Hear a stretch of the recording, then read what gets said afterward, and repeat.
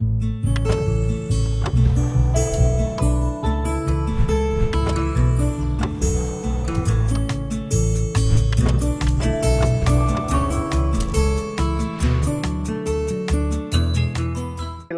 noite a todos, a todas.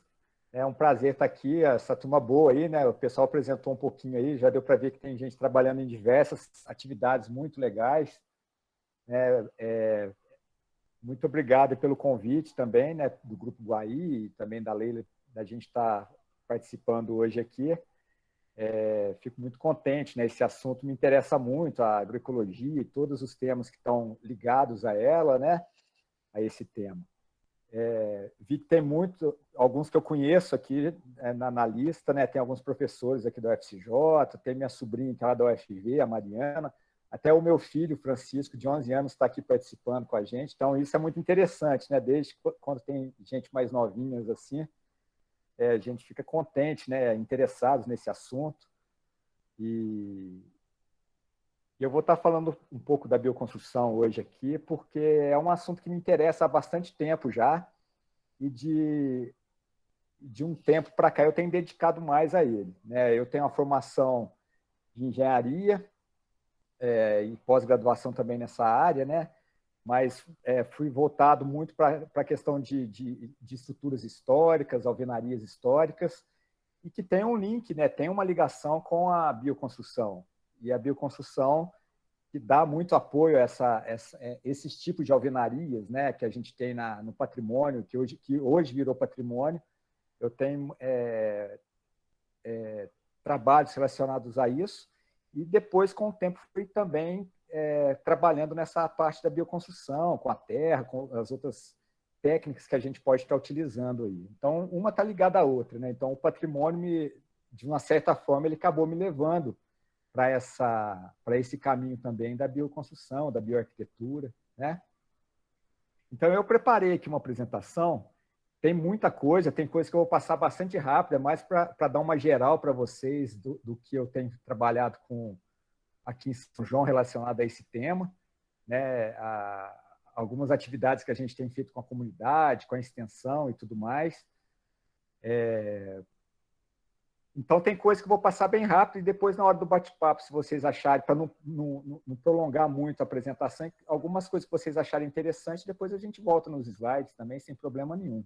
Tá? Se quiserem me interromper também no decorrer da apresentação, podem ficar à vontade, sem problema nenhum. Deixa eu só organizar aqui a apresentação.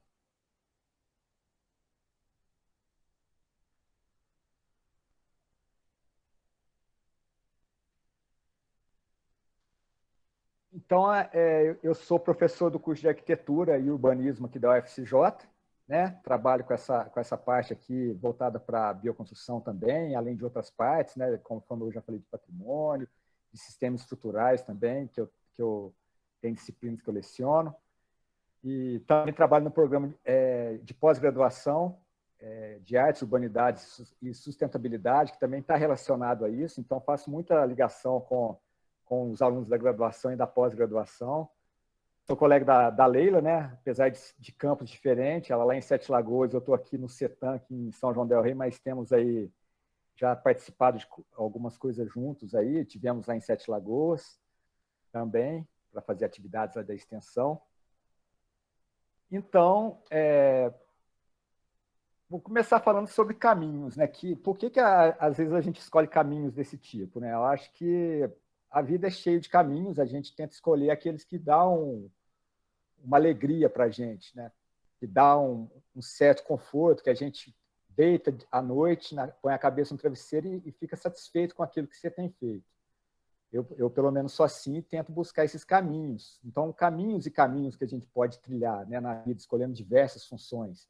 Eu gosto de falar, aqui eu posso falar com propriedade, porque eu vi que a turma que gosta dessa área, né, da coisa orgânica, né, sem veneno, sem problemas, né? Então, já começo já com coisas impactantes, porque também a gente não pode ficar só colocando flores, né? A gente também tem que mostrar o problema para tentar trilhar esses caminhos com mais realidade e mais conforto. Então, eu começo com algumas fotos aqui bastante impactantes e tristes, né? mas prometo que depois, no decorrer do trabalho, as coisas vão ficar mais tranquilas e mais bonitas. Então, a gente tem aí, né, umas coisas que vêm acontecendo há bom tempo aí no mundo e no país, aqui no Brasil, e nos últimos tempos com mais força, né, com mais problemas aí, com mais impactos, né, na questão ambiental, na questão da poluição, né? Agora a gente tem essas questões aí dos incêndios, né, do desmatamento, a questão do massacre indígena, a questão do veneno. O veneno está muito, né? O Brasil é um dos países que mais coloca veneno na comida, né? Onde que a gente vai se alimentar. Então, é por isso que eu estou falando desses caminhos que a gente pode trilhar ou não. Aí, logo em seguida, eu já dou uma aliviada em relação às fotos que eu coloquei anteriormente, falando já de uma poesia para a gente começar já a falar das coisas boas, né, que a gente pode tentar trilhar.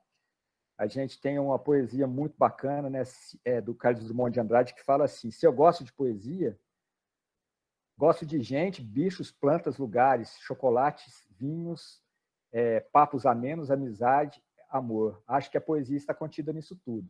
Então, acho que muitas coisas que a gente tenta fazer na vida tem que estar ligada a isso, né? A poesia que ele coloca ali, por exemplo, poderia ser a nossa bioconstrução, poderia ser a nossa agroecologia, agrofloresta, a alimentação saudável, né? Seria por aí.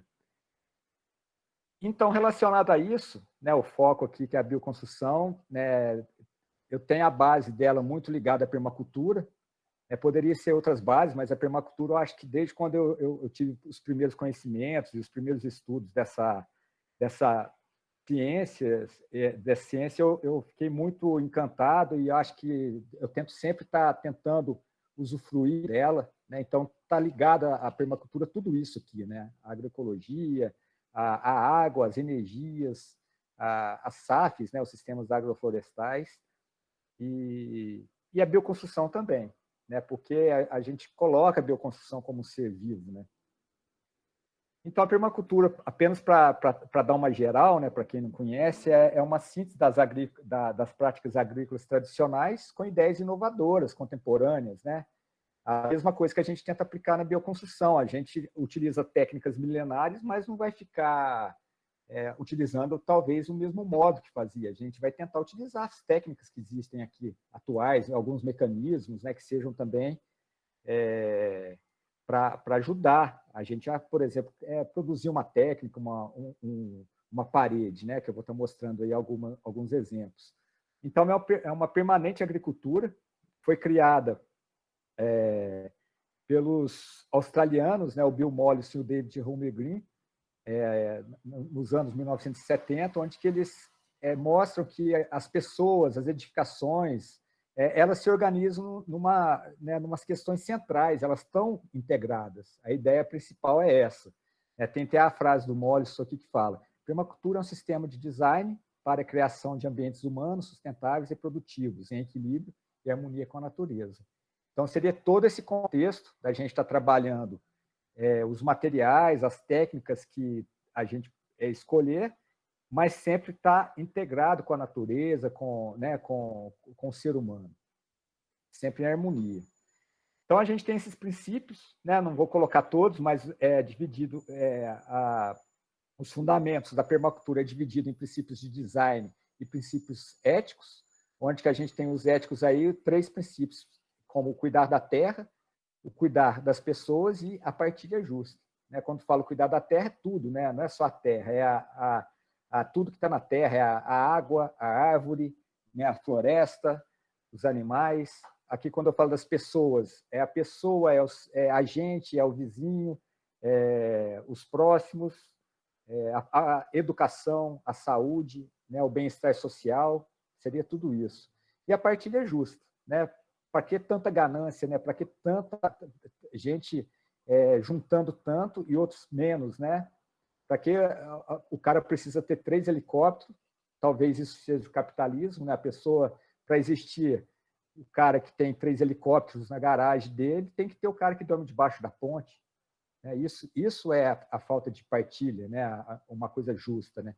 Então, a partir da hora que eu tive conhecimento desses princípios e voltado para tudo, né? Para a vida, para a construção, para a arquitetura, para a alimentação, eu acho que encaixa em tudo que a gente quer fazer, né? Depois tem alguns princípios de design que aí está mais aprofundados, né, mais técnicos, como, por exemplo, observar e interagir, obter rendimentos, aproveitamento de energias, né, coisa que a gente vai estar falando no decorrer da apresentação. Aí. Dentro dessa questão da permacultura, a gente tem os planejamentos por zonas, que seria o zoneamento, né, seria você pegar o local que você está querendo utilizar alguns princípios da permacultura e você colocar esse zoneamento dentro dele. O que seria isso? A gente pegar locais que a gente mais visita até os que a gente menos visita naquele dia a dia, daquele local que a gente está trabalhando ou morando, né? Vivendo. Então, eles criaram essa proposta aqui, onde que eu tenho a zona zero, onde que seria, por exemplo, a casa ou o assentamento, onde que a gente está totalmente ali ligado no dia a dia, presente, né, tendo as atividades ali, e conforme a gente vai subindo aqui nas zonas aqui, a gente chega até a zona 5, onde que ela não tem muita presença, não tem muito manejo, como, por exemplo, uma floresta, onde que a gente nunca vai, uma vez ou outra, né? Mas vai estar ali observando e tudo mais. Ela serviria como uma paisagem, por exemplo. E conforme a gente vai subindo aqui, a gente vai aumentando a frequência, né? Diminuindo a frequência, aliás. Isso seria um planejamento de zonas dentro dos princípios da permacultura. Isso é para organizar o nosso sistema, a nossa gestão do local. Né? Então, por exemplo, aqui, isso aqui que eu estou colocando como referência, que é o sítio Curupira, né, da Estação Permacultura, onde que eles criaram aqui um sistema de planejamento por zonas, onde que eu tenho a casa aqui central, seria a zona zero, onde que a gente o cara está presente ali no dia a dia, né? Então ele tem atividade ali no dia a dia. A zona 1, ele colocou alguns exemplos aqui, como estufas, mudas, né? Que ele tem que estar ali trabalhando nisso dia a dia, dando assistência no dia a dia também, tem uma presença, uma frequência maior, e conforme vai afastando aqui para a zona 2, a frequência é menor, até chegar numa frequência aqui que ele quase não vai, né? Que ele sabe que aquilo ali, a própria natureza se cuida, né? Então, tem todo o conceito, né, de plantios, de quebra-ventos, de sol, né, tem todo esse conceito aí que dá para utilizar. Dá para utilizar em locais maiores, como fazendas, roças, né, mas também em casas com algum quintal, ou até apartamentos, já vi alguns trabalhos voltados para esse tipo de planejamento. Então, aqui tem um exemplo antes e depois de uma residência, aí, onde que você tem algumas atividades distribuídas aqui no decorrer dos locais aqui, onde que você coloca as atividades, né, e as funções de cada local, organizando esse caminho também, que é interessante nesse planejamento. Aqui uma disciplina que eu costumo, aqui na UFCJ, colocar esse tipo de atividade para os alunos, né, onde que colocam um terreno e uma construção e eles têm que fazer essa distribuição. Aí aparece jardins, aparece canil, aparece hortas, né, e por aí vai, pensando sempre nessa questão do posicionamento, da topografia. Outro exemplo, uma questão mais lúdica, né, que a gente tenta trabalhar com as crianças dentro das extensões, nas escolas, também levando para eles essa ideia de coleta de água de chuva, de produção de energia através de vento, de hortas sem veneno, né, mostrando para ele esse problema que vem sendo causado aí, né, no Brasil. E, além desse planejamento por zonas, a gente tem também o planejamento por setores, que está junto com o de zonas, né? Só que aí seria o caminhos que as coisas fazem dentro do local, do sítio, ou daquele quintal, daquela casa. Por exemplo, o que vai da horta para a cozinha, o que vai do lago para a cozinha, e vice-versa, né? O que vai da cozinha para a horta, e por aí você tem um gerenciamento, vamos dizer assim, desse local e dos elementos que são produzidos, dos resíduos que são produzidos, para você estar tentando reaproveitar tudo isso. Então, esses princípios eles encaixam muito bem, né, nesse contexto da bioconstrução e do entorno da bioconstrução, que aí está relacionado à agrofloresta, à agroecologia, tudo isso que a gente está tentando agrupar nesse conceito total aí da permacultura. Então, agora a gente chegando mais nesse contexto da bioconstrução, né, o que seria isso? A gente tem a bioconstrução como uma maneira de construir, de conceber uma construção, né, uma arquitetura, por exemplo, uma casa, uma residência, um objeto, né, pode ser também um objeto, né, bioconstruído. A gente considera que o espaço construído é um ser vivo. Né, é muito comum a gente falar no patrimônio que aquela alvenaria de pedra com argamassa de cal, ela respira. O que seria isso? Ela tem que ter trocas gasosas com o meio ambiente. Né? Você não pode impermeabilizar aquela parede porque ela vai ter problemas ali de umidade interna. E isso acontece também com a bioconstrução. Né? Por exemplo, uma alvenaria de terra, que eu vou mostrar várias daqui a pouco para vocês terem um conhecimento mais geral. Uma alvenaria de terra, de adobe ou de pau a pique, elas têm que respirar. Eu não posso impermeabilizá-las totalmente. Se eu resolver impermeabilizar, eu tenho que tomar muito cuidado em relação a isso, porque a gente fala que ela está respirando, ela tem trocas gasosas, né? A gente considera isso um ser vivo. Então, é uma maneira que a gente está interagindo tudo, né, que está ali ligado, a pessoa que está trabalhando ali, a pessoa que está construindo aquilo, que vai morar. Então, tem o conceito das matérias-primas que a gente vai estar utilizando, se isso vai gerar muitos resíduos ou não. Né? E o mais interessante é a integração, morador, construção e ecossistema, né, para a gente estar interagindo tudo que está em volta, né? Além dos materiais de baixo consumo aí que a gente está tentando utilizar e os materiais que tem no local. Então, um dos fatores bastante interessantes da gente pensar em bioconstrução é o uso de recursos locais e naturais. Né? Sempre precisa disso? Nem sempre. Às vezes você mora num local que não vai ter esses recursos, né? Mas que seja utilizado de uma forma consciente, né? Através de uma compra consciente, através de um contexto consciente. São técnicas que têm surgido aí desde os anos também 1970, depois ficou um pouco mais intensificado com essas questões da sustentabilidade nos anos 2000, né? Aí com essas reuniões, com esses eventos, né, que vem acontecendo desde essas épocas, né? Então, é um conceito que a gente tem aí como um recurso a mais para a gente estar tentando construir de uma forma mais adequada relacionada ao ser humano, ao meio ambiente. Né? Então, a gente tem aí todo esse conceito de bioconstrução, de técnicas alternativas, né? Alguns lugares também chamado de bioarquitetura, mas o mais interessante é a gente pensar que engloba todo esse conceito amplo aqui, né? De sustentabilidade ambiental, social e também econômica. Né? A gente não pode estar pensando só na ambiental.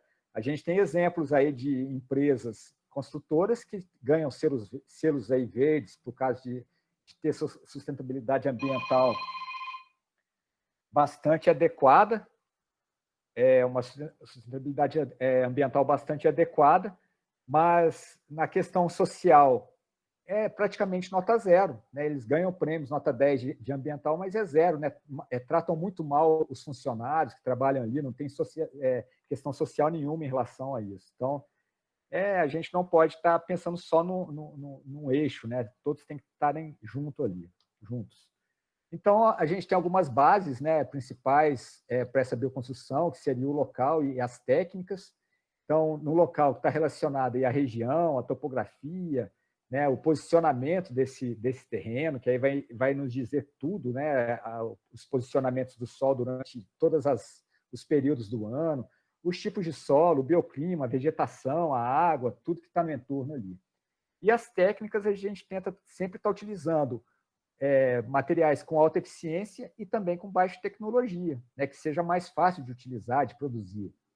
Então, o que engloba isso são os materiais, a mão de obra, aí a gente pode ter vários conceitos aí também nessa contextualização, né, de autoconstrução, de multirão, de oficinas, de treinamentos, né? Aí a gente entra muito nessa questão das oficinas nas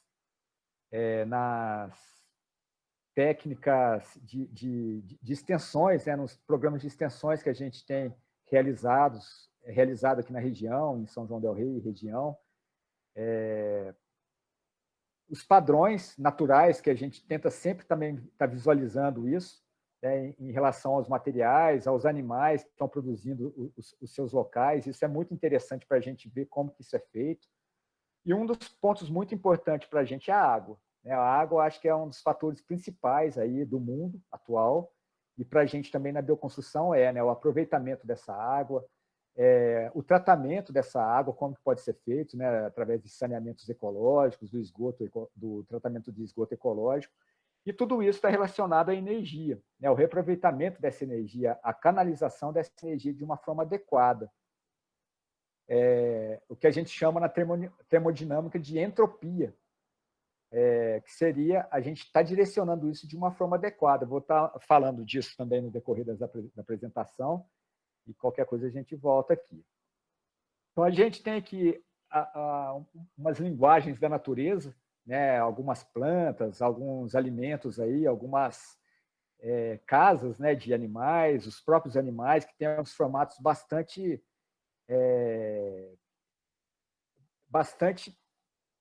como que eu vou dizer, regulares. Eu acho que a palavra seria essa, bastante regular em questão de equilíbrio, de formato, que dá muita ideia para a gente, né, na bioconstrução, na arquitetura de um modo geral. Então, por exemplo, tem essas formas aqui que eu coloquei como exemplo, e como elas têm ritmo, né, como elas têm um equilíbrio. E isso dá para a gente repetir também na bioconstrução, através de geodésicas, através de outras técnicas. O próprio João de Barro, né, que constrói sua casinha de terra ali, ele tem isso naturalmente, né, de saber o barro adequado, que tem uma porcentagem adequada ali, uma mistura de areia e argila, a umidade que ele coloca, os capins, né, que ele coloca no meio aqui, o capim seco que ele coloca aqui para isso não trincar. Então, é da mesma forma que a gente faz a construção com terra, né? Então, a natureza está aí nos ensinando. Aí, alguns exemplos, né, de técnicas aí que dá para a gente ter está bastante relacionada à natureza, né, essas técnicas naturais aí ao meio ambiente, a concepção, a adaptação disso, né, a harmonia que dá para fazer disso tudo, né? Então, aqui eu coloquei que bastante técnicas, não, é claro que não dá tempo de falar de tudo, mas só para dar uma geral para vocês do que dá para a gente estar fazendo com a bioconstrução. Por exemplo, eu tenho aqui técnicas de construção e reformas, né, materiais alternativos, agregados, argamassas alternativos, o bambu, né? A gente tem temperatura e seu controle, como que a gente pode estar ajudando a melhorar a temperatura dentro de uma casa, de uma forma mais adequada e também de baixo custo. O aquecimento de água, coisa que nossos antepassados sabiam fazer isso de uma forma muito sábia, e conforme foi entrando a indústria da construção civil, isso foi se perdendo. Agora que está começando os primeiros resgates disso, né? Aquela serpentina naquele fogão a lenha que já aquecia a água para o banho da noite, isso foi se perdendo, né? A pessoa às vezes tem até o fogão a lenha, mas não utiliza mais essa serpentina. A captação e reuso da água, né, para utilizar em outros mecanismos, a geração de energia também, que pode estar utilizando aquela energia que está sendo gasta ali naquele ambiente e está sendo desperdiçada, como, por exemplo, uma queda de água, conforme os nossos antepassados também faziam com muita sabedoria, através do monjolo, através da roda d'água, para gerar uma certa energia para o próprio sítio dele, né? Isso foi se perdendo. O cara deixou desativada aquela roda d'água para depois pagar a empresa de energia elétrica, né? Isso é uma doideira, né? E, por fim, que eu coloquei aqui destacado, as técnicas de construções com solos estabilizados. Eu acho que aí a gente pode, eu vou focar nessa questão dos solos estabilizados, porque o solo ele está em todo lugar, né? Ele está aí disponível para a gente aí no mundo, em todas as áreas que a gente vai tem esse solo. É diferente da pedra, né? A gente tem rochas espalhadas em alguns lugares com mais intensidade e outras menos, a madeira também com alguns lugares mais e menos, mas o solo não. O solo está espalhado para todos os lugares. O que a gente precisa é conhecer as características principais básicas desse solo e ver se a gente pode utilizar desse jeito, que ele está ali na natureza, ou se a gente precisa estabilizar de alguma forma, né? Então, a gente tem o solo, né? O que é uma definição básica de solo? É o termo genérico aplicado a todo o material da crosta terrestre, proveniente da decomposição de rochas, constituído por elementos minerais e orgânicos, né? Então, a gente tem esses exemplos que eu vou estar mostrando para vocês aqui, focando mais nessa questão de técnicas alternativas feitas com solos estabilizados, né? Porque são técnicas milenares, né, que o pessoal utiliza no Brasil, utiliza no mundo afora, aí, mas que foi se perdendo. Alguns lugares estão retomando essas técnicas, né, esses meios de fazer a utilização desses materiais, mas mesmo assim ainda é muito pouco, né? A construção, a indústria da construção civil, ela deixou bastante o solo e essas técnicas de lado para vender os outros materiais, né? Então a gente tem, por exemplo, paredes de fechamento, paredes estruturais, a gente tem a utilização do solo sem queima aí em diversos fatores, né? Em diversos pontos. Em relação a esses materiais, a gente tem já algumas normas técnicas em andamento. Tem a do Adobe, que é o tijolão, né, que eu vou falar dele também para quem não conhece. Ela foi aprovada no final do ano passado. A gente tem a de taipa de pilão, que é uma outra técnica com terra também que está em andamento. A técnica do bambu também, né, de norma técnica também está em andamento. A ideia dessas normas também não é engessar, né, esses materiais, porque a gente está falando de materiais aí utilizados aí há mais de 1000 anos, né, milenares aí, e não tem nem como, né, você fazer um padrão para isso. Mas a ideia é ter uma norma técnica base para pelo menos esses materiais começarem a dialogar com os outros que existem, né? A questão burocrática da construção civil, né, seria mais isso. E é claro que a bioconstrução também está nesse meio, né? Então, contextualizando aí essas técnicas que eu vou mostrar, né, está muito relacionado à sustentabilidade ambiental, social e econômica. A ideia de estar trabalhando sobre isso é um resgate dessas técnicas tradicionais e milenares, além de ser uma cultura popular. Quando eu falo de uma tinta de terra, eu estou falando aí de cultura popular, né? Estou falando de cultura aí que muita gente sabe fazer e que vai se perdendo se a gente não fazer um resgate desse e não fazer um registro desse tipo, né? Para a gente também retomar, utilizar em alguns pontos, mas também fazer um registro, né, um resgate, um arquivo disso aí, né, antes que se perde de vez por todas, né? Então, está nos princípios que eu já falei, né, da permacultura e da bioconstrução, e a utilização é muito ampla, né? Eu posso estar utilizando aí na bioarquitetura, nas artes, na cultura popular, no patrimônio. Vocês vão ver que o patrimônio está extremamente ligado a essas técnicas que a gente utiliza na bioconstrução. Na questão têxtil, que eu vou mostrar alguns trabalhos que a gente tem desenvolvido aqui já também, né, na questão da pintura de tecido também, no tingimento de tecido, e outras áreas que vão aparecendo. Então, para vocês terem ideia, a ideia da terra, né, como construção de baixa tecnologia e de alto desempenho, a gente tem esse mapa mundial aqui com destaque, que está em laranja, aí, da Unesco, né, de pontos onde que há construções feitas com terra, né, de terra crua, né, porque quando eu falo terra pode ser vários. A gente tem pisos aí sofisticados, mas que levam queima. Temos o tijolo cerâmico também, que é super importante e também interessante, mas não é o foco da nossa conversa aqui, mas que também tem sua importância histórica, né, também é um material milenar. Aí. A gente tem escavações arqueológicas aí de 3.000 anos, 4.000 anos, feito que a estrutura era feita com tijolo cerâmico. Então, para a gente quebrar já de início essa ideia que a Terra não tem durabilidade, ela não tem resistência mecânica, isso aí é lorota, né? Isso aí é mentira de grandes construções, de grandes empresas da construção civil. Né? Não tenho nada contra os materiais atuais, não tenho nada contra o aço, não tem nada contra o concreto armado, não tem nada contra o cimento, até porque a gente, nessas épocas, a gente já tinha materiais cimentícios também, né? O cimento, de uma forma mais rudimentar, mas bastante próxima do que a gente tem do cimento atual. A gente também tem dados aí arqueológicos, históricos aí, que já existe cimento há muitos anos, né? Detectados aí através de construções aí de 1.000, 2.000, 3.000 anos. Então é mentira, né? É uma coisa que foram colocando aí na mídia, e isso foi dando certo e a indústria da construção civil foi massacrando esse tipo de técnica. Então a gente tem construções de 2.800 anos antes de Cristo, de 1.300, né?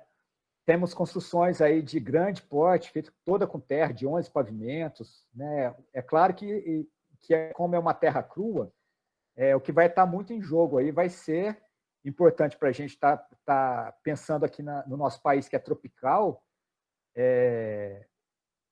uma proteção contra a umidade. Isso é qualquer material que a gente vai construir aqui no Brasil, seja o concreto, seja qualquer material, a gente tem que tomar cuidado com a água, né?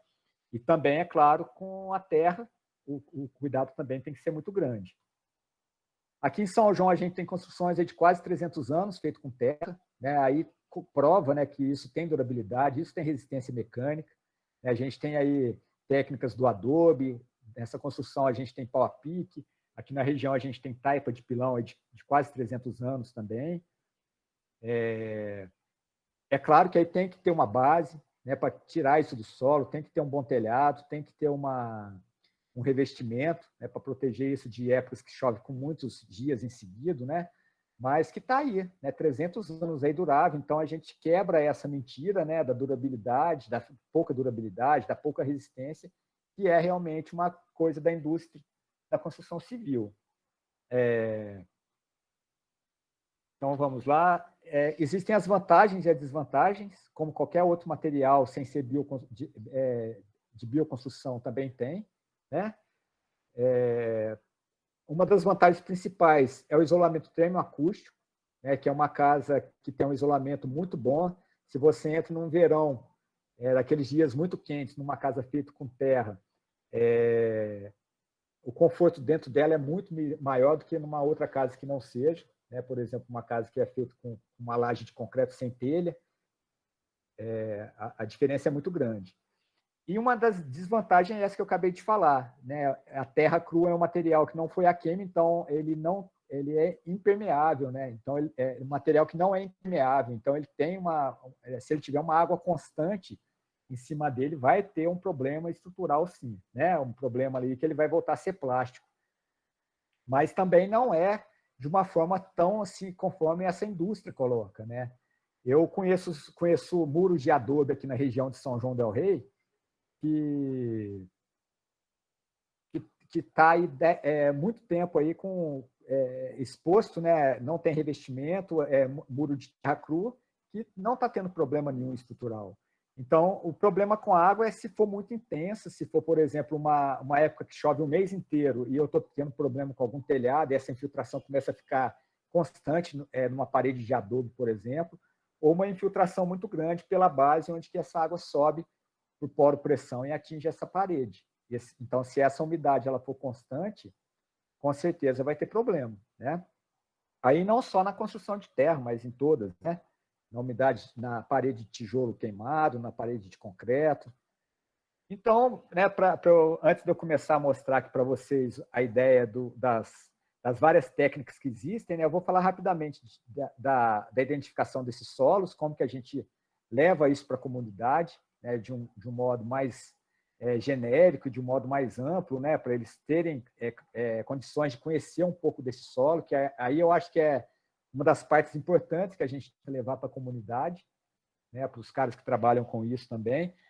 A gente sabe que o solo, que eu falei, é uma deterioração da rocha, por intemperismo físico, químico e biológico aí de milhares de anos, né? A gente está falando de tempos geológicos aí, onde que a gente vai ter a formação dos horizontes do solo, né? Dos perfis do solo. Então, a gente tem horizonte O, horizonte A, E, B, C e R. Nem sempre é todo bonitinho assim, né? Essa figura aqui está de uma forma bem didática aí, mas é basicamente isso. Então, através dessa decomposição, dessa deterioração da rocha, vai formando esse solo e essas camadas aí que vai mostrar para a gente que existem granulometrias, né? Texturas diferentes, então tamanhos diferentes dos grãos. Então, a gente tem essa composição granulométrica, que seria essa diferença dos grãos que existe numa porção de solo, né, onde que a gente vai estar pensando aí nas outras características que vão ser importantes para a gente para construir com terra, que seria a plasticidade, essa retração que ele tem, né? A umidade também é muito importante para a gente para produzir as técnicas. E, é claro, também a cor, né? Se a gente for pensar em tinta, ou um revestimento, né, a coloração dessa terra vai ser importante para a gente, né? Aí fica uma questão estética, uma questão visual, né? Então, a gente tenta buscar uma coisa que é interessante aqui na figura anterior, que para a construção, a maioria das construções que a gente faz com terra, o solo está aqui nessa região B do perfil do solo. Então, ele não está na superfície, onde que é mais orgânico, né? Apesar de ter técnicas também que também utiliza solo orgânico, mas a maioria usa nesse horizonte B aqui, onde está mais um pouco profundo. Então, a gente sempre tenta buscar em barrancos de estradas rurais, né, de roças por aqui, em vossorocas, onde que a gente já chega nesse perfil B, aí, nesse horizonte B, com maior facilidade, né? Aqui algumas colorações das terras que a gente tem buscado aí na região de São João. São cores bem terrosas, né? Para a gente produzir aí a argamassa ou a tinta também. E essa granulometria, né, para quem desconhece o que seria isso, é uma composição dos grãos que a gente tem no solo, né, para vocês terem ideia como que a gente vai chegar nessas técnicas. Por isso que eu estou colocando isso aqui mais técnico antes. Mas é simples, né? A gente divide o solo em fases. A mais fina é chamada de argila, a mais grossa é chamada de areia, né? Tem alguns autores que ainda consideram o pedregulho, mas ele pode também ser considerado como parte da areia aqui, né? A areia mais grossa, a mais fina é a argila. E o silt está entre as duas, né? Eu até brinco com meus alunos que o silt ele é aquele adolescente que ainda não sabe ainda se ele é areia ou se ele é argila, né? Você não sabe se ele é adulto ou se ele é criança. Então, fica meio fico brincando com meus alunos aqui. Mas a gente considera, então, essa porção mais grossa do solo, que seria a areia, as mais finas, a argila e o silt, né? A argila chega a ser microscópica, a gente não consegue verificar a olho nu os grãos. Então, através de alguns testes, a gente consegue verificar isso. A gente tem os testes laboratoriais, que são, né, alguns aqui mais relacionados à construção, né? Existem diversos testes aí para o solo, mas uns que são importantes para a gente, a granulometria, a plasticidade, a retração e a umidade. E alguns testes expeditos, que aí é o que eu mais dou ênfase aqui agora, que são os testes de campo, que são esses que a gente consegue fazer com pouco recurso, até mesmo no local, e que dá para a gente fazer no momento ali. Aí tem vários testes, né? Tem o do vidro, do cordão, o da queda da bola, o visual, né? O tátil pela mão e o visual que é pela coloração. Tem esse aqui que é muito interessante, onde que a gente coloca a porção de solo que a gente quer verificar dentro de um potinho desses plásticos ou de vidro, né? Coloca água, a gente coloca uma pitada de sal aqui, desse sal de cozinha mesmo, né? Em laboratório a gente coloca o hidróxido de sódio, né, para fazer esse teste na máquina, aí fica uma coisa mais científica, tal, mas isso aqui fica muito próximo. Então, dá para colocar o sal, mas é bem pouquinho para separar esses grãos aí com mais facilidade. Chacoalha esse vidro e deixa decantando. A gente sabe que a areia vai decantar primeiro, porque é mais pesado, porque esses grãos são maiores. Depois o silt, depois a argila. O restante aqui em cima vai ficar água e alguma matéria orgânica, alguma raiz, né, que estava nesse solo.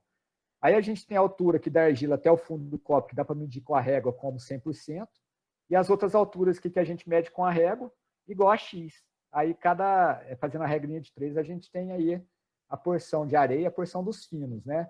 Muitas vezes o silt fica difícil ver, se for um solo com pouco silt ou argila.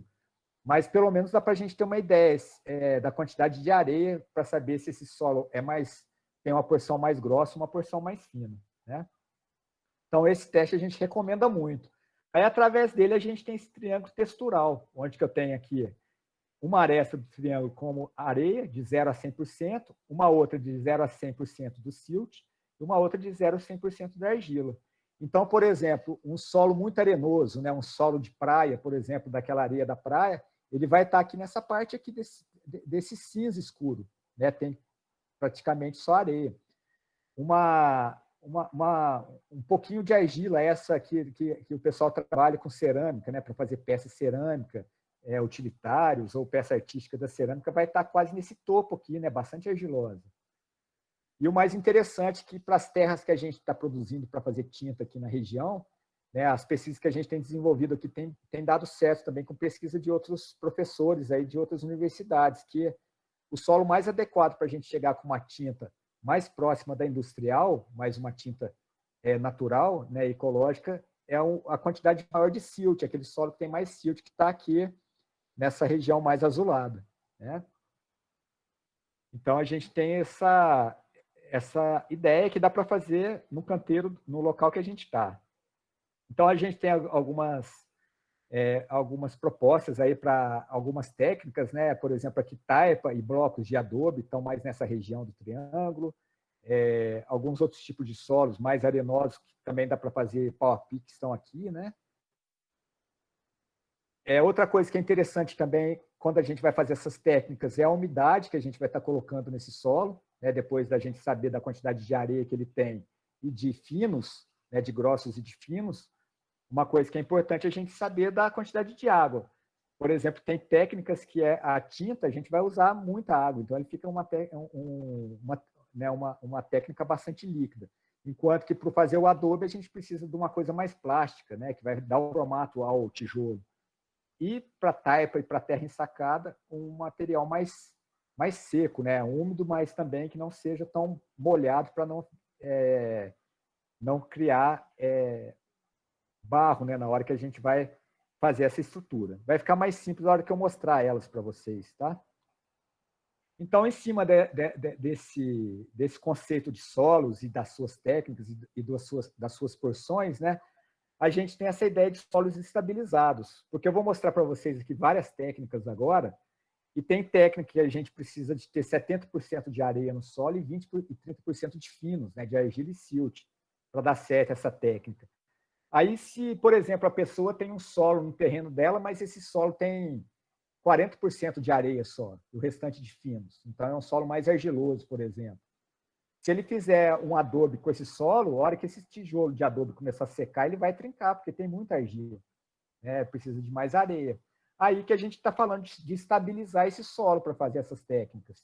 Então, seria colocar, talvez conseguir mais areia, comprar areia, ou conseguir aí de alguém, né, que tem essa areia, para colocar, inserir nesse solo que a gente tem ali, disponibilizado ali para fazer esse adobe, e chegar até os 70% de areia nesse solo. Seria fazer essa estabilização. Existe estabilização com outros materiais, conforme o de barro faz, né, com capim seco. Existem outros produtos que dá para colocar, né? Mas se der para estabilizar com o próprio solo também é bem adequado, né? Então, eu vou passar aqui algumas técnicas rápidas para vocês terem uma ideia geral da quantidade que a gente tem aí, que são feitas pela bioconstrução, de um modo geral, né, pela construção aí, pelo mundo afora e no Brasil também. Aqui eu coloquei algumas, mas vou estar falando de todas elas aqui. Então, uma das primeiras, né, que a gente tem aí, que é uma das mais antigas, aí, conhecidas aí pela arqueologia, pela história, é a técnica da terra escavada, onde que eles pegavam um barranco, verificavam que esse solo tinha uma estabilidade e iam cavando esse barranco, criando as suas estruturas. Então, a gente tem essa técnica espalhada pelo mundo, né? A gente tem coisas na China, na Tunísia, e quando eles tinham um terreno muito plano, eles criavam um poço naquele terreno plano, e depois que o poço estava mais até a profundidade que eles queriam, as paredes desse poço viravam ali os locais que eles iam cavando, né? Então, é uma espécie de umas grutas, né? Então, é uma das uma das estruturas de terra mais antigas que se tem conhecimento aí no mundo. Aí depois a gente tem algumas regiões onde tem essa terra modelada, né? É muito parecido com as técnicas de fazer peças, né, na cerâmica, né, na cerâmica artística ou de utilitários, né, onde vai fazendo aquele acordelamento com partes da cerâmica e vai aumentando aquilo ali conforme essa figurinha que tá mostrando, né, esse homenzinho aqui, que é modelando essa terra argilosa dele com algumas fibras, e vai aumentando isso. Muito para fazer silos, né? Existem alguns pontos aí no mundo que existem essa técnica, no México, em Camarões. A gente tem também a taipa de pilão, que aí, no caso, é uma muito utilizada no Brasil, aqui, principalmente na época da colônia, né? Então faz parte do nosso patrimônio histórico. E nos últimos tempos existem algumas empresas aí de bioconstrução, alguns alguns bioconstrutores que estão aprimorando nessa técnica. Então, é uma técnica que a gente tem aí, por isso que eu quis dar aquela introdução para vocês lá de proporções que a gente tem do solo, né? Então, aqui essa técnica é muito comum a gente utilizar 50% ou um pouco mais de areia e o restante de finos, né? Então, a gente tem esse taipau aqui onde coloca essa terra, com uma umidade mais seca, né? Uma umidade pouca umidade vai apiloando isso. E conforme isso vai ficando compactado, o próprio barulho da terra faz um som metálico, né? O cara que conhece isso ele vai saber do som, e ele vai subindo essas tábuas aqui, que é o taipau, e vai construindo essa parede com a espessura adequada, né? Dependendo da altura que ele quer levar. Então, aí a gente tem alguns exemplos, né, dessa técnica, aí o cara com o pilão e socando essa terra, né, compactando ela. O que eu coloquei no início, a gente tem já essa técnica feita por alguns bioconstrutores já com pilão mecânico, né, movido a gasolina, outros movidos a eletricidade, que aí vai aumentar a velocidade dessa obra, né? Então, também a gente tem que ir atualizando nessas técnicas, né? A gente está falando de técnicas aí de milhares de anos, né? 3.000 anos, 4.000 anos que se tem conhecimento. Então, a gente realmente tem que ir colocando elas conforme a nossa atualidade. Algumas coisas mais contemporâneas que dá para fazer com essa técnica de taipa de pilão, né? Dá para ir mudando os tipos de solos, né? E criando essas cores aí que vai formando essa parede aí de uma beleza bem grande, né? Aí o patrimônio, a gente tem construções de 300 e poucos anos, até mais, né, aqui no Brasil, em outros lugares mais velhas ainda, que estão em pé. É claro que tem um descaso aí, né, público, né, do poder público em relação a esses tipos de construções, mas mesmo assim elas são muito resistentes, né? E o que derruba a indústria da construção civil, né? Que fala que terra crua não tem resistência. Como que não tem, né? A gente tem construções aí de tantos anos. Uma outra técnica, né, que não é muito comum no Brasil, que é a terra empilhada, que coloca o barro e bastante fibras e vai empilhando isso, né? Então não é muito comum aqui. Aqui na América Latina a gente tem alguns países da América Central, aqui no Uruguai também já vi reportagens e artigos sobre esse tipo de técnica, né? Então é mais comum na África, alguns lugares da Europa. A gente tem a terra vazada ou a terra plástica, né? Pela figurinha que vocês dá para descrever bastante, né? O que é uma terra mais úmida, mais plástica, onde que o cara derrama ali, depois que ele preparou ela, e vai derramando dentro de formas, né? Até isso secar, e ainda tem uma estrutura aqui para dar estabilidade a isso. Então são técnicas que existem e foi se perdendo, né, em tudo isso. É muito parecido com a de concreto armado, né? Só que é feito com a terra. A gente tem também a de blocos talhados no próprio chão, onde que esse solo ele já tem uma estabilidade adequada, né, na proporção de areia e finos. Então, esse bloco é cortado ali conforme você quer, e o tamanho adequado também para ele não quebrar, e depois você vai fazer a alvenaria com isso. Então, tem essas técnicas aí, muito comum na África também, né, alguns países da África. A gente tem o adobe manual, que são essas bolinhas feitas com a terra também mais arenosa, para ela não trincar, e depois vai empilhando isso, né? Vai criando essas estruturas. Aqui no Brasil a gente tem algumas técnicas desse tipo, que é chamada de cobre, né? Na construção é chamado de pãezinhos, né? Então tem a turma que fica fazendo esses pãezinhos ali, e depois tem a turma que leva esses pãezinhos até o local onde está sendo feitas as paredes. Uma das vantagens é que dessa técnica aqui dá para dar umas formas mais curvas, né, mais orgânicas à construção, conforme esse exemplo dessa casa aqui. Aí a gente tem um adobe moldado, né, numa forma. Esse adobe é muito comum até hoje, né, aqui na região de São João del Rei tem adobeiros até hoje. A gente tem diversas casas aqui feitas com esse adobe. Eu tenho uma pesquisa realizada aqui em São João, ainda em andamento, né, e também na extensão, que a gente trabalha o levantamento dessa técnica aqui. Então, tem muitas casas ainda com esse tipo de técnica. vocês observam que é uma técnica que eu preciso de mais de 70% de um solo mais arenoso, né, o restante de finos, porque senão ele vai trincar. Se o solo for muito argiloso, vai trincar. E se tiver fibra, é melhor ainda, né? Se você tiver capim seco para colocar nessa mistura para fazer esses blocos. Essas fibras vão ajudar também, a hora que isso aí começar a retrair por causa da perda de água e trincar, essas fibras vão ajudar a não trincar. É o que o João de Barro ensinou a gente, né, na casinha dele. É um aprendizado da natureza mesmo. É uma técnica mais antiga e, por curiosidade, essa técnica é a mais utilizada no mundo até hoje, né? No mundo que eu mostrei naquele mapa lá de terras, de construção com terra crua, esse adobe é o mais comum. É uma técnica que tem origem, que se sabe pela arqueologia aí no Egito, na região do Egito, né? Arábia Saudita, aquela região atual hoje ali. Então é feito desse tipo, né? Através de uma forminha. O cara coloca o barro adequado ali com a umidade também mais plástica. Essa forma vai moldar ele e depois ele vai deixar esses bloquinhos, tira essa forma, então ele vai estar pronto e esses bloquinhos vão ficar sendo seco ali, com muito cuidado na sombra, né? E se chover tem que cobrir, porque senão ele vai desmanchar, né? Uma chuva intensa, igual que deu, por exemplo, aqui em São João, se isso aqui tiver úmido, ele vai derreter. Então, a gente tem um trabalho mais voltado para esse material aqui em São João, né? Outras técnicas também, mas esse, como é muito comum aqui, a gente trabalha com as escolas, com as crianças, elas ficam todas contentes, né? A terra é muito atrativa, né? Toda criança gosta de trabalhar com terra, então a gente mostra para eles como que é feito, e depois, quando dá, a gente leva eles também numa construção para mostrar que está mais próximo deles do que eles imaginam, né? Isso aí. E tem casa aí de 300 anos que é feito com esse material, então tem toda essa educação patrimonial também infantil, né? Então é uma técnica que a gente tem aí diversos exemplos na região, desde as casas mais simplesinhas até umas casas mais sofisticadas, né? A gente tem também essa técnica mais aqui no Brasil nunca vi, mas em outros países tem uma mecanizada, né, para fazer esses blocos com alguma máquina.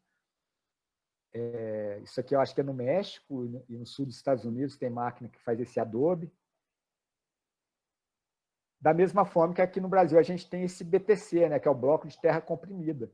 E esses tijolinhos muito utilizados, né, eles são chamados de tijolos ecológicos, porque eles não são levados para queimar, né? Então eles são apenas comprimidos através de uma máquina, que pode ser através de um motor ou mesmo uma alavanca mecânica. Então, é uma técnica que tem várias vantagens, né? Você tem esses furos no meio que também vai dar conforto térmico e acústico no interior da residência. Esses furos também eles ajudam a ideia de tubulações elétricas e hidráulicas também favorece a isso. Além da criatividade que pode ter, né? Aqui esse arquiteto, por exemplo, ele criou esse bloquinho aqui com algumas curvas e comprime esse tijolo com a terra que ele acha adequada. E depois isso aqui é o resultado da cúpula que criou, né? O Centro Cultural de La Paz, na Bolívia. Olha que coisa fantástica que fica, né? E outros arquitetos aí também que vão criando essas técnicas, como aqui no Brasil a gente tem os cobogós, né? Que é o material trabalho cerâmico realizado aí. Só que aqui é apenas com a terra comprimida. Dá para fazer bastante coisas bacanas também. E esse BTC, além disso, você ainda tem a questão econômica, é uma construção mais limpa, né? Porque você usa uma bisnaga para fazer a argamassa e fazer a ligação de um bloquinho com o outro. E você tem um cálculo muito próximo da realidade, né? Porque, como eu brinco com meus alunos, que parece até o Lego, né? Esse brinquedo infantil aí. A gente tem também a terra extrudida, que não é muito comum aqui no país, mas existe por aí, né? Que é uma extrusora onde o cara coloca o solo adequado ali, depois faz a extrusão disso e vai dando formato para a sua parede, conforme ele acha necessário ali, ou em cima do projeto, né? E um que está sendo muito divulgado aí nas empresas, né, com os bioconstrutores aqui no Brasil atualmente, que é a terra ensacada. Alguns chamam de super adobe ou de hiper adobe, né? Muitos não gostam de utilizar esses nomes, preferem chamar de terra ensacada, justamente porque para não diminuir, parece que super adobe diminui o valor do adobe comum, né? Que é o tijolão. Mas são técnicas voltadas para encher sacos de terra né, encher esse saco aqui de terra e depois comprimir eles, criando essas paredes, né, essas alvenarias, essas paredes aí monolíticas, né, e que são importantes, né, são super resistentes, então elas resistem pesos de telhados, pesos estruturais. Isso foi criado por um arquiteto iraniano chamado Nader Khalili. Ele, nos anos 80, né, 1980, a NASA criou um concurso para construtores, né, arquitetos, proporem projetos para serem construídos fora da Terra, por exemplo, na Lua, né? E ele ganhou porque ele propôs, né, essa técnica que é fantástica, porque você poderia levar somente o saco e lá utilizar o próprio solo que existe no local. Então, mais uma vez, na proporção, a gente utiliza uma terra mais arenosa, um solo mais arenoso, por volta de 70, e o restante de finos. Então, é uma técnica que tem que ter todo o cuidado também, né? Mesmo ela estando dentro do saco. O saco aqui não é estrutural, ele é apenas um suporte para você dando formato a essa estrutura. Depois, esse saco pode ser até queimado, né? Tem muitos lugares que eles queimam com maçarico, depois que a parede está pronta para deixar essa terra aparente, ou depois vir com argamassa, né? Tem que ter cuidado com a base para não ter infiltração por baixo. E dá para fazer coisas bastante interessantes, né? Depois utilizar lajes ou de concreto ou coberturas de madeira, conforme achar necessário. E dá para construir essas coisas bastante interessantes aí. Aí a gente tem mais uma técnica também, que é o pau a pique. Eu estou dando essa geral para vocês terem conhecimento, né, de várias técnicas que existem. Essa de pau a pique é muito comum, né, no Brasil. Eu acho que é das mais comuns aí, junto com o Adobe. Aqui em São João a gente tem diversas dessas aí em casas aqui ainda.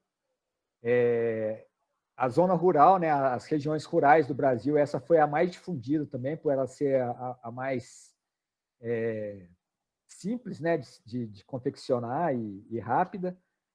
Então, ela é feita com uma trama de madeira, e depois esse barro é jogado, também numa proporção bastante alta de areia, 70%, 75% de areia, que o solo tem que ter. Então, ela tem vários nomes aqui no Brasil, né? Pau a pique, taipa de mão, de sopapo, taipa de sebe, barro armado. A gente tem uma ramificação dela mais na bioconstrução, que é o bambu, né? A gente chama de bambu armado. E também, né, a construção que vai de diversos níveis, né? Desde a mais simples até a mais sofisticada, aí, toda feita com essa estrutura. É um tipo de fechamento, não é estrutural, né? Ela não consegue receber peso do telhado, então tem que ter estrutura apoiando ela, né? E é isso, uma malha, né, de madeira, que depois vem com esse recobrimento com a terra. Ela está muito no patrimônio, né? A gente tem essa construção, por exemplo, aqui onde que o primeiro andar é feito todo em adobe, que é estrutural, e depois esse segundo andar aí, que é feito com pau a pique. E eu não poderia deixar de falar disso também, né? A gente está muito ligado aí, eu vi que tem muita gente ligado aí à área agrícola, né? Às regiões rurais aí. Esse problema também que acontece aí, de falar que o pau a pique, a construção com terra, ela é que causa a doença de Chagas, né? Por causa do barbeiro, do protozoário, que ele pica o rosto da pessoa, que também é uma grande mentira, né? Que é também uma criação da construção, da indústria da construção civil. Infelizmente, tem, né, esse massacre em relação a esse tipo de técnica alternativa, né? Uma técnica também milenar. A gente tem dados arqueológicos aqui no Brasil que falam que os indígenas, né, muito antes, né, do Brasil aí, dos portugueses, né, dos europeus chegarem, os indígenas já utilizavam técnicas desse tipo, né, utilizando a madeira e depois o barro. E é claro que tudo isso que é colocado aí pela construção é devido ao desequilíbrio ambiental, né? Se você tem um desequilíbrio ambiental, esses animais realmente eles vão procurar locais para alojar, e se você tem construção com fissuras e aberturas, eles vão alojar ali, né? Independente se é de terra, se é de concreto, se é de metal, não é a terra, né? O que está causando isso é esse desequilíbrio ambiental do local. Tem até um caso interessante, né? um fato que eu acompanhei lá em Diamantina, casarios há de 300 anos que nunca tiveram problema com as madeiras de lei, começaram a ter, né? Chamaram especialistas, né? E começaram a verificar que era um desmatamento que teve na região muito grande, na época, e esses insetos acabaram indo para a cidade. Qual que é o alimento deles lá? A madeira, né? Então, realmente, isso é um problema sério, né? Aí a gente tem esse tabique de terra, que também é feito com a mesma ideia do pau a pique, né? Só que é feito com estruturas maiores de madeira, fazendo um fechamento, e depois nos vãos fazendo esses tabiques com madeira e depois argamassa de terra. A gente também tem aqui é feito com palhas, né? E depois o barro em cima. Essa técnica de terra-palha é muito interessante, que é uma palha comprimida, né? Locais que você tem muita palha, depois vem fazendo recobrimento aí com uma argamassa de solo também adequada. Né? Aqui um resultado do que dá para fazer, olha que interessante, né? Até a palha enrolada, a gente tem um apoio com a madeira no meio, e depois faz uma massa com barro e palha e vai fazendo esse rolo, né? E depois vai fixando na parede, criando essa parede também aqui, com esse tipo de técnica. E depois faz o acabamento dela final ali por fora, né? Também com terra. Uma coisa que é interessante também, saindo das paredes, a cobertura de terra, que é muito interessante, né? Aqui a gente tem regiões aí no mundo aí que fazem até o teto, né, da casa com essa terra, claro, com algumas estruturas apoiando, né? Aí tem a madeira, a rocha e depois o cobrimento com a terra. É claro que na nossa região aqui tropical, a questão das chuvas a gente não poderia fazer somente daquele jeito, mas aí a gente tem a ideia do telhado verde, onde que a gente vai ter uma estrutura na parte inferior, a vegetação na parte superior e no meio a terra, que vai dar todo esse conforto térmico, acústico também à casa, né? A gente tem leis aí em algumas cidades já brasileiras que diz que X% da cobertura do prédio precisa ter áreas verdes para diminuir esse calor infernal, né, que essas capitais e até cidades de médio, pequeno porte estão ficando, né? Então, isso é uma preocupação muito grande. Cidades, por exemplo, na região do Brasil que nunca atingiram 40 graus, estão atingindo, né? Porque está virando um concreto só, um asfalto só, e estão esquecendo do verde, né? Então tem essa importância também com a terra aí. E que dá para fazer de diversos tipos, né? Até uma casa menor, tomando todo cuidado, né? Com infiltrações, porque você vai ter ali a umidade, a plantação, tudo, então tem várias técnicas para fazer isso. E se a pessoa tem um certo receio, né, de fazer na própria casa, então faz primeiro na casa do cachorrinho dela, na casa do gato, como teste, né, como um teste prova, e depois pode ir ampliando, né. A gente tem outras técnicas também de fechamento, né, de paredes com argamassa e com garrafas, que pode ser de plástico. A garrafa plástica é interessante, e você pode encher ela de terra e depois ir empilhando isso, criando essas paredes, né? Ou fazendo apenas o vidro, que também vai dar uma certa iluminação, né? Um conforto de iluminação dentro da casa. A gente tem uma técnica aqui chamada cordwood, onde que mistura madeira e terra. Aí é claro que é locais que tem madeira sobrando. É uma técnica que tem que ter muito cuidado, né? Porque são materiais diferentes, então eles vão ter movimentações diferentes. Então esse solo tem que estar muito bem estabilizado.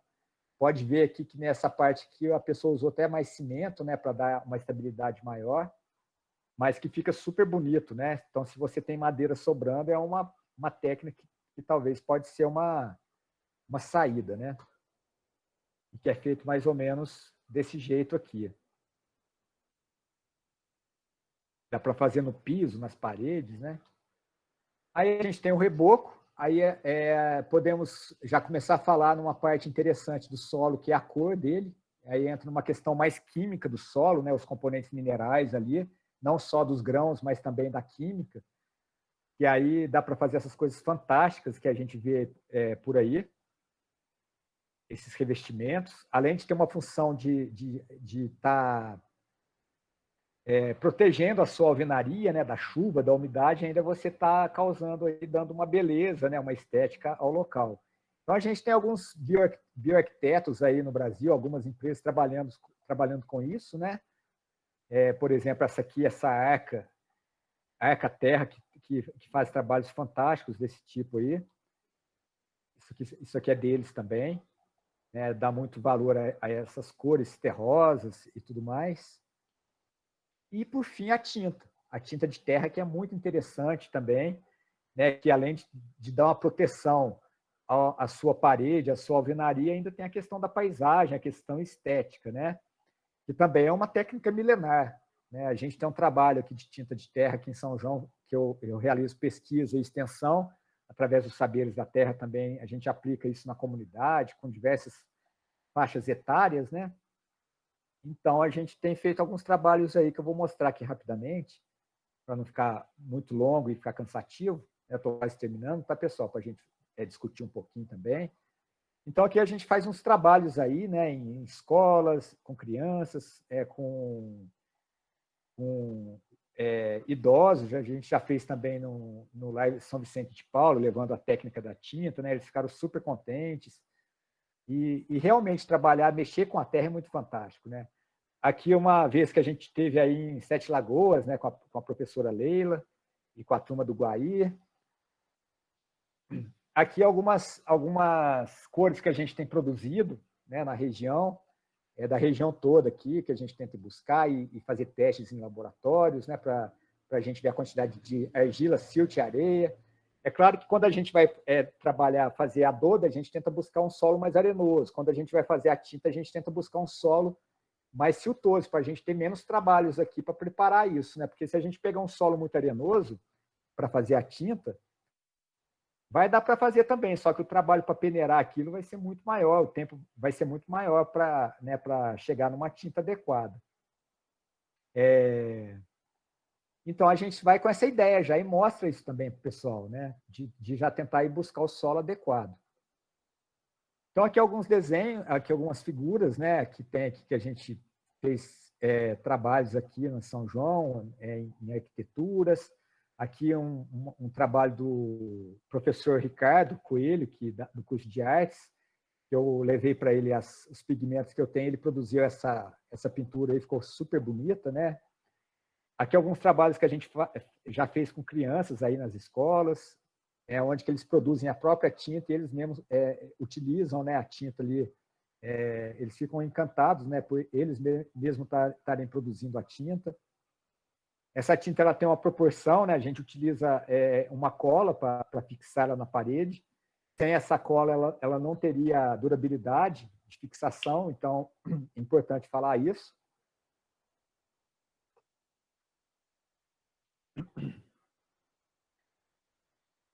Na parte urbanística também é interessante a gente mostrar que isso também pode ter um potencial, né? Isso aqui foi feito aqui numa rua aqui em São João del Rei, isso aqui em locais também, né, de pátios e tudo mais.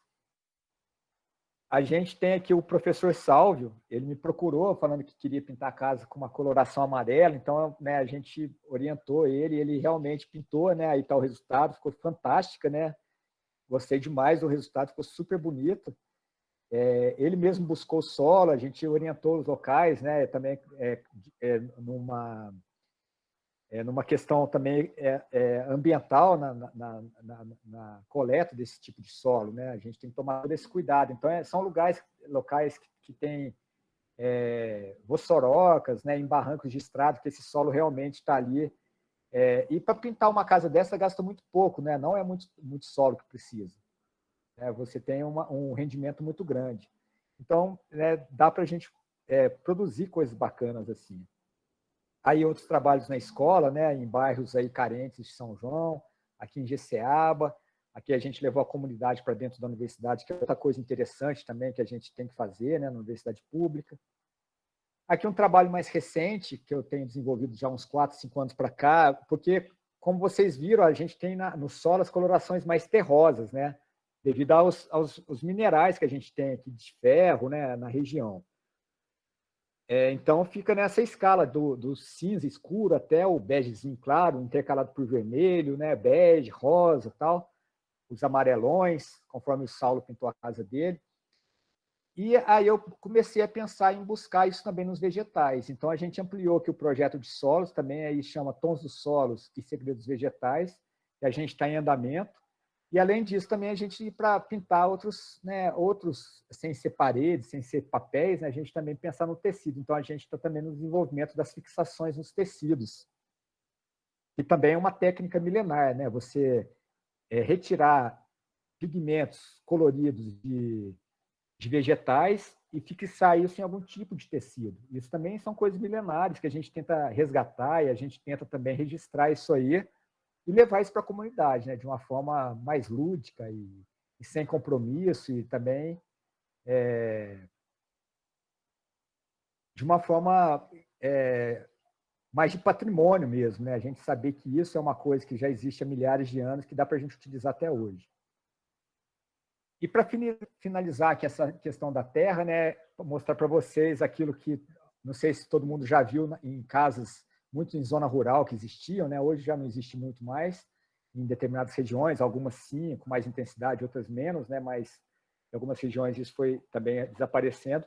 Aquela terra batida, né? Então, tem um arquiteto aí que ele criou esse solo batido com toda a subbase aqui, fazendo todo o procedimento com plástico, por causa das infiltrações que vem do subsolo, e depois passou uma resina, né, para impermeabilizar isso. Então, dá também para fazer chão com terra batida, né? Aqui no Brasil, a gente tem empresas que trabalham com isso, né, essa terra estabilizada, compactada, que dá para você utilizar em jardins, né? Tem toda a drenagem no subsolo aí, o cuidado, né, da drenagem. E para finalizar, pessoal, agora estou finalizando mesmo, além da terra, a gente tem alguns outros trabalhos que aí voltam para essa questão da bioconstrução.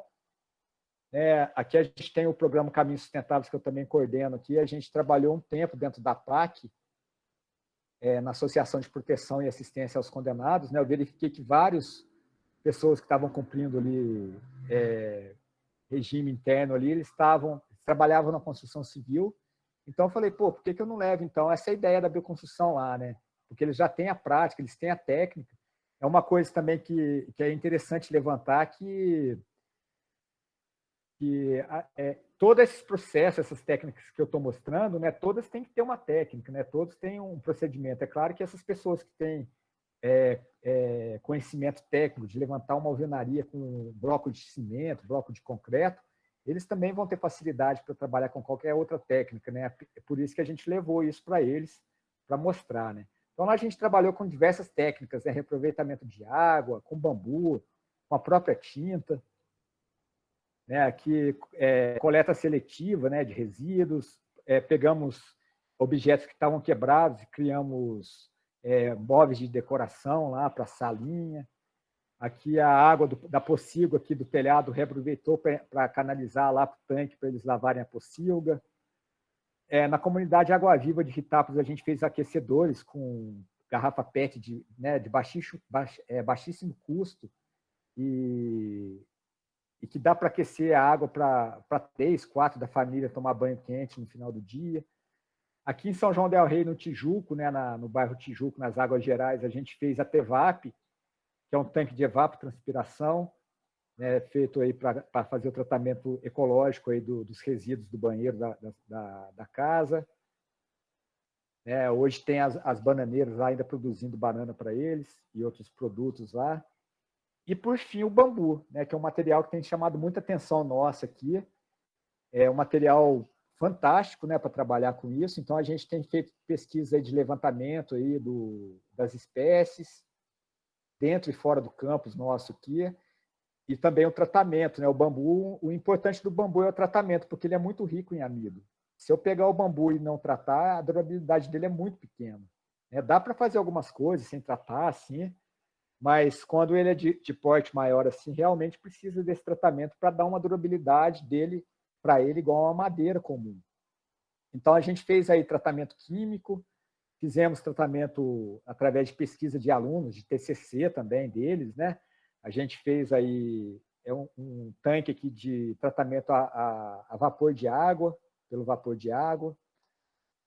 E também trabalho deles também em caixes, né? E como que isso pode dar estrutura a locais e também utilização na arquitetura. Aqui um trabalho do André, né, que formou, ele me procurou, não fui eu quem orientou esse projeto dele, mas eu dei apoio nas estruturas e também nesse tratamento do bambu, que era para fazer uma cobertura de um forno. E, por fim, a gente também faz esses levantamentos, né? Aqui na região de Nazareno, aqui na comunidade quilombola da Jaguara, lá tem umas casas, muitas casas feitas com adobe nessa comunidade, né? Casinhas de 100 anos, 100 e poucos anos, E tinha uma casa assim, caindo aos pedaços. A gente fez todo o levantamento dela, né, para tentar fazer uma recuperação, uma restauração, e a gente leva isso para eles também, né, esse apoio para talvez chegar em algum local e ter um recurso, né, conseguir recurso para melhorar o telhado dessa casa, das paredes, né. E por fim, né, eu agradeço aí a atenção de todas, né? Desculpe se eu prolonguei um pouquinho, é que é muita coisa que eu quero mostrar e eu, ainda mais cedo eu cortei um tanto de slide, porque senão a gente ia ficar aqui até meia-noite. Eu fui empolgando, que foi colocando coisas, colocando, e depois eu vi que ia ficar muito longo, né? Então eu cortei. E voltando ao que eu comecei, como eu comecei, estou falando aqui de caminhos, né, que a gente pode trilhar ou não. A gente sempre tem que ter a esperança, né, que esse fascismo, né, que vem tomando conta aí, que isso vai acabando novamente, vai diminuindo, sempre existiu, mas um recado que a gente pode deixar seria isso. Eu acho que de um tempo para cá aumentou muito, né, o fascismo, né, o egoísmo, o preconceito, a tudo, né, aumentou muito. Então eu coloquei essa música aqui da banda de pau e corda, né, que fala disso, né, da esperança.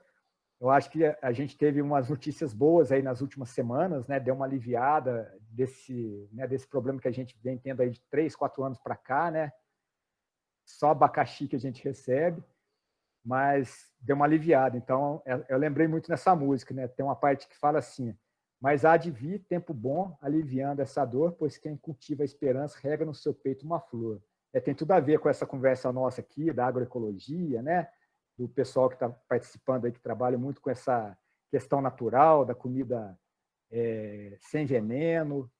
E hoje eu, né, tentei trazer um pouco aí do que dá para a gente fazer com a bioconstrução, né? E é isso. Estou aberto aí a perguntas. Muito obrigado pela atenção a todos. Tá? Obrigado, Leila. O Matheus, muito boa a sua apresentação, excelente, né? Gostamos demais, muitos elogios aí no chat. E aí a gente vai abrir aí para as pessoas, alguém quiser perguntar ou sugerir alguma coisa, aí a palavra está em aberto. Obrigado, professor Leila. Matheus, eu estou encantada, viu? Obrigado. Gostei muito, voltei ao tempo de criança, me lembro do ranchinho de pau a pique coberto de sapé, onde eu morava, na região onde eu morava, né? E eu ia perguntar no final a questão do tratamento dos dejetos, né? Que eu lembrei da Tevap, porque eu gosto muito do trabalho, tem feito, né? Pela Emater, a questão da Tevap, eu acho muito interessante o processo. Mas aí você já colocou lá no final, né? Ela gostei muito. Eu fiquei muito feliz de estar aqui esse momento, muito grata mesmo por você ter passado essas informações para a gente. Muito bom. Eu que Obrigada a agradeço. todos. Qual que é o seu nome? Você está em São Joaquim de Bicas? Meu nome é Silmara, eu trabalho na Emater há 23 anos e, no momento, eu trabalho em São Joaquim de Bicas, região metropolitana de Belo Horizonte. Tá. Obrigado aí pela participação, né, pelas colocações. Eu que fico agradecido. E a gente utiliza muita coisa da Emater aqui. Né? A gente tem panfletos, né, que são muito bons, né, para a gente trabalhar com a comunidade. Então, né, muito obrigado também. Sim, a Emater está aí ao lado de todos e com todos. Importante demais, né? Esse contato aí com os extensionistas, né? Academia também, né? Os agricultores e agricultoras. Mais alguém quer conversar com o professor Matheus? A palavra está em aberto aí.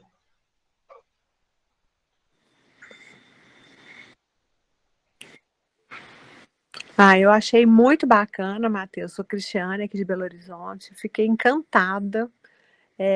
Eu já estava, assim, há um certo tempo conversando até com a Leila a respeito de bioconstrução, porque agora eu quero adquirir um pedacinho de chão e esse chão vai ser a parte da casa, né? Então, essa ideia para mim de assistir essa aula foi, assim, coroado com a sua apresentação. Bacana demais. Fico mais motivada ainda. Muito bom, Cristiano. Obrigado aí pelas colocações também, pela participação. E é isso, eu acho que tem técnicas que dá para a gente utilizar assim.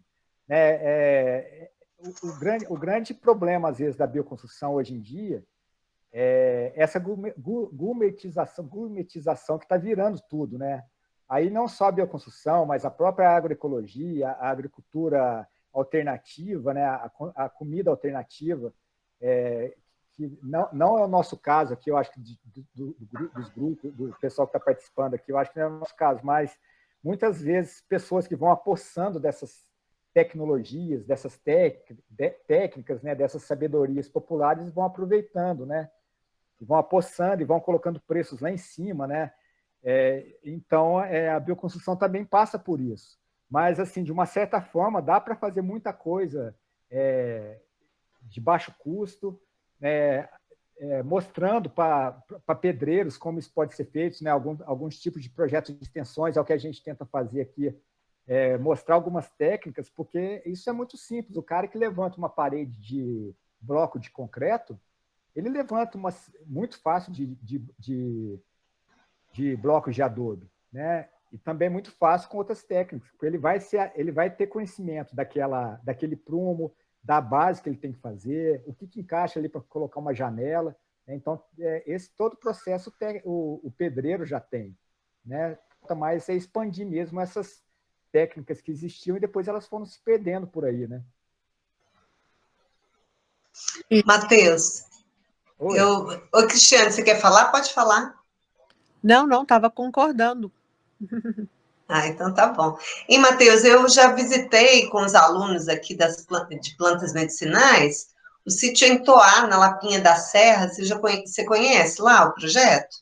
Conheço algumas coisas. Então, eu acho interessante lá a ideia. Eles trabalham no mutirão, aí o pessoal até faz curso, mas o pessoal entra com a mão de obra e constrói uma parte, várias técnicas. E é bem interessante porque é bonito, né? Não é feio, né? É muito bonito, os tipos de construções diferentes. Os alunos geralmente ficam muito encantados quando vão lá. Sim, dá para fazer umas coisas fantásticas, né? E a questão deles ser a questão da água, né? Eles têm muita dificuldade de água lá no sítio. E eles usam banheiro seco, e é interessante, entrando lá no banheiro, não tem mau cheiro nem nada. Né? Então, assim, eles conseguem até produzir alguma coisa de planta medicinal, tudo com essa aridez, né? Mas chama muita atenção lá a construção deles, a bioconstrução. Dá para fazer umas coisas fantásticas com isso. Né? Por isso que eu quis apresentar aqui hoje mais as alvenarias, porque as paredes de uma construção, por exemplo, é como se fosse o nosso corpo, né? A nossa musculatura, o nosso esqueleto, né? Então é o que dá estrutura àquela edificação. E depois as outras coisas podem ir entrando depois. Uma coisa que eu também acabei não falando e lembrei agora, que às vezes a bioconstrução não precisa ser feita desde o zero, né? Igual que eu mostrei aqui, uma alvenaria feita de adobe, começar aquela casa desde a base da bioconstrução. Às vezes, uma casa feita com uma técnica convencional em algum local, em um terreno, em um sítio, qualquer outro local, essa casa convencional ela pode ser depois transformada em bioconstrução através de outras técnicas, né? Através de paredes verdes, através de tetos verdes, né? E tratamento de esgotos ecológico. Então, ela acaba sendo, às vezes, até mais ecológica do que aquela que foi feita ecologicamente desde o zero. Depende do jeito que vai sendo utilizada. É isso mesmo. E a tinta que você pintou lá na universidade, aqui no Campus Sete Lagoas, tinta de terra, está lá perfeita. Todo mundo me pergunta, o que é isso? É tinta de terra. Ninguém acredita. Perfeito, eu só passo a mão para ver se é realmente. Né? A gente tem pinturas aqui feitas em casas aqui em São João del Rei há mais de 7 anos já, que estão intactas. Estão como se fossem essas tintas industriais aí de alto nível, né? Porque tintas industriais, você chega num comércio, você tem tintas desde R$80 até R$400, né? Aquelas de R$70 elas vão desbotar com muita facilidade. Então a gente tem uma tinta de baixíssimo custo e equiparada a essas tintas mais caras aí da indústria, né? E outra coisa que é importante a gente falar, conforme eu falei do cara que faz a alvenaria, que ele tem que ter aquela técnica do prumo e tudo mais, a pintura da casa também, né? Claro que se você nunca pintou uma casa, aquela pintura pode ficar manchada, ainda mais sendo feita com terra, né? Tem que ser toda preparada. Por isso que talvez é interessante ter alguém que conhece um pouco ali da técnica, né? Que já conhece, ou realmente você contratar um pintor, né? É importante, sim, e principalmente esse trabalho aí com o pessoal, né, que estão na situação de presídio, né, é importante, né, eles terem uma formação diferenciada, é fundamental. É, Mais alguém quer perguntar aí, professor Matheus? Oi, boa noite. Boa noite. Eu sou aluna, não da Leila, sou da UFRJ, faço engenharia florestal e sou do Grupo Guaí. Então, tenho bastante contato com a Leila em relação a isso. Eu fiquei encantada com o tanto de possibilidades que você trouxe, Matheus. Eu queria te perguntar, era em relação ao uso da palhada, se a quantidade de palhada, você mostrou algumas técnicas que usam muito palha mesmo. E a degradação dessa palha não deixa a estrutura mais frágil com o tempo? Ou ela se torna mais frágil do que uma estrutura totalmente de terra? Ô, Núbia, é o seguinte, deixa eu voltar aqui para você, não sei se eu coloquei essa figura, que aí fica mais fácil de eu explicar ela, quer ver?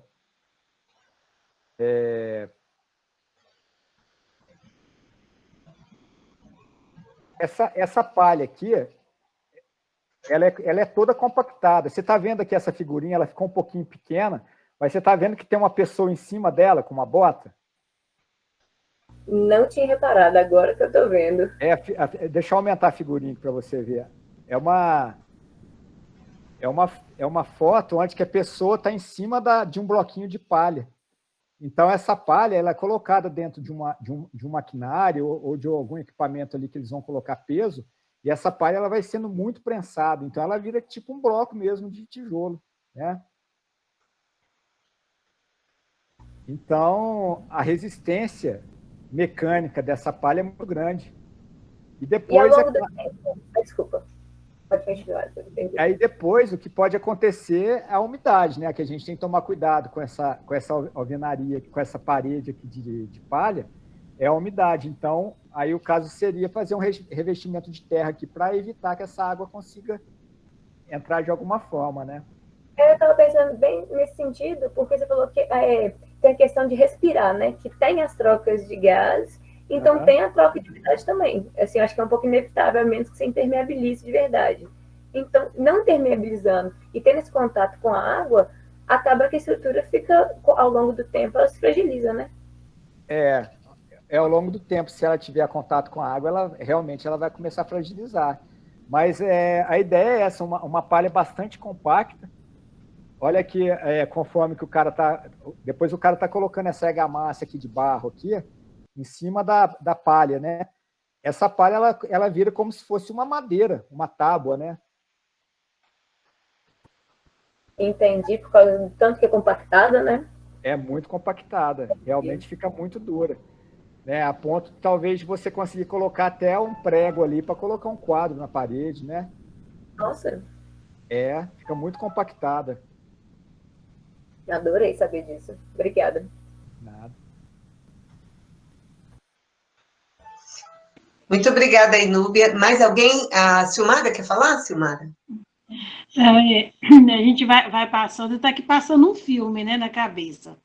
Então, como eu falei, onde eu morava, além da questão de ter os ranchinhos de pau a pique, né, com cobertura de sapé, eu ainda fui criada naquele período lá, onde a gente fazia muito carvão, inclusive de mata nativa.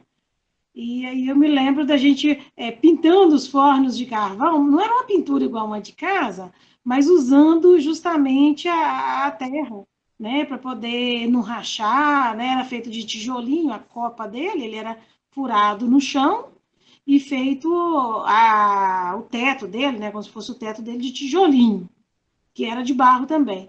E a gente, toda vez que enchia ele de lenha, e que punha o fogo e tal, de vez em quando a gente tinha que estar, de tempos em tempos, fazendo, a gente falava que era barrelar, é o termo que a gente usava, mas era meio que passar uma pintura mesmo, era uma terra de barranco apropriada que tinha lá, que a gente pegava, ela era mais liguenta, né, misturava, tinha quantidade lá de água, e vinha passando isso, até com ramo mesmo em cima dessa copa do forno, sabe? Uhum. E me lembro que tinha um local que ela era um tom mais amarelado, ficava até bonitinho de longe o forno, sabe? Aquele amarelinho lá no meio do nada lá, sabe? É só relembrando aqui mesmo as histórias. Bacana, né, Silmara? E como que as coisas foram se perdendo, né, assim, né? São coisas que eu também lembro, assim, de coisas que eu vi assim, na zona rural, que quando, né, que a gente ia e tudo mais, e depois foi se perdendo, né? A pessoa foi desativando aquele monjolo para colocar uma coisa elétrica, né, para moer o milho, né, para limpar alguma coisa ali, o café, tudo, coisa que era feito tudo pela força da natureza, né, pela água, né? Então, infelizmente, essas coisas foi se perdendo. Então, uma das ideias também é tentar resgatar isso, né, de alguma forma. E a ideia é que terra é uma coisa suja, né? Imunda. As pessoas têm essa associação, sempre que a terra é uma coisa que não traz benefício, né? E a gente veio da terra e volta para a terra, né? Então, Exatamente. realmente é uma ligação muito forte nesse sentido. Essa coisa que parece que é coisa suja, né, que vai estar cheio de micróbios ali, é uma coisa que é colocada também, né? Eu que sou microbiologista, eu sei que os micro-organismos têm, a maioria são do bem, só estão aí fazendo milhões de rotas metabólicas para ajudar a humanidade, né? Pois é. Na verdade, a Terra ela é abençoada, né, gente? A gente vê desde tudo isso que está sendo falado aqui, né? Aí quando você pega que a gente tem um trabalho também com os micro-organismos eficazes, né? Que a gente busca lá na natureza. Então, assim, tá ali, né? É a questão da mata e a terra, né? Você coloca o arroz cozido, né? Para poder pegar os micro-organismos que ali estão trabalhando, né? Então, na verdade, a terra ela é abençoada, né? Não é bem desse jeito suja, né? Igual é colocado às vezes, né? Matheus, o pessoal tá mandando aí os parabéns. Mais alguém quer perguntar ao Matheus? Nós já estamos no adiantado da hora, né? E mais alguém? Senão a gente vai nos despedir, porque já está tarde, amanhã tem aula cedo, a turma está. Parece que a gente está parado, mas nós estamos trabalhando bastante, né? Todo dia, muitas aulas, muitos encontros aí, síncronos, preparando. E nós agradecemos bastante ao Matheus, a equipe dele, e os estudantes também, né, da arquitetura que estiveram com a gente, os pesquisadores, os estudantes da UFSJ, o pessoal da Emater, o pessoal da Facilita Orgânicos também, a Cristiane, vários de vocês que estiveram aqui essa noite com a gente. Ô, Matheus, esperamos que a gente possa continuar trabalhando juntos, né, que essa pandemia passe e a gente possa estar construindo coisas boas aí na bioconstrução, na agroecologia. Com certeza, Leila, eu que agradeço, né? Agradeço também a participação de todos aí, né? Pelos elogios aí, pelo bate-papo também depois. Agradeço, né, a você pelo convite. Tomara que logo a gente possa estar fazendo alguma coisa desse tipo também presencial, né? Que seja breve. A equipe, né? Eu tenho assim os alunos que participam comigo na pesquisa, na extensão, também tem professores colaboradores, né? E parceiros aí. Você também é uma pessoa sempre que está junto com a gente, comigo, com a Renata, lá na disciplina de agroecologia. Então, tem a Renata, que é minha parceira, o Serginho, aí aqui da UFCJ também, que me dá muitas orientações nessas questões do solo. Tem essa questão da botânica, a Gislene também tem trabalhado comigo aí agora, tem dado umas orientações aí para os alunos, né? Para a gente tentar retirar esses pigmentos dos vegetais. Então, é uma equipe, né? A gente não tem como fazer nada sozinho. Então, eu agradeço a todos aí que, de um modo ou outro, direto ou indiretamente, têm participado aí, e que é nosso, né? Esse trabalho é de quem está junto aí, que a gente está fazendo parcerias, e quanto mais pessoas que quiserem participar, está tudo aberto aí, né? Eu vi que tinha alguns alunos meus aqui, né? Eu sempre estou convidando o pessoal em aula também para participar, e que a gente, quanto mais pessoas que gostam do assunto dessa área da bioconstrução, voltado para a agroecologia, a gente está de portas abertas aí para essas parcerias aí, que a gente vai conquistando cada vez mais coisas. Eu agradeço. Então, muito obrigada, uma boa noite a todos e todas. E na próxima semana estaremos no Conversando Agroecologia falando sobre organização de controle social com o Adenilson Freitas, né, que é extensionista. Muito obrigada, Matheus, muito obrigada a todos. Um grande abraço. Obrigado. Tudo de Tchau, bom. pessoal. Tchau. Boa noite. Boa noite. Muito obrigada, boa noite. Boa noite a todos aí. Qualquer coisa, eu estou à disposição. Tchau.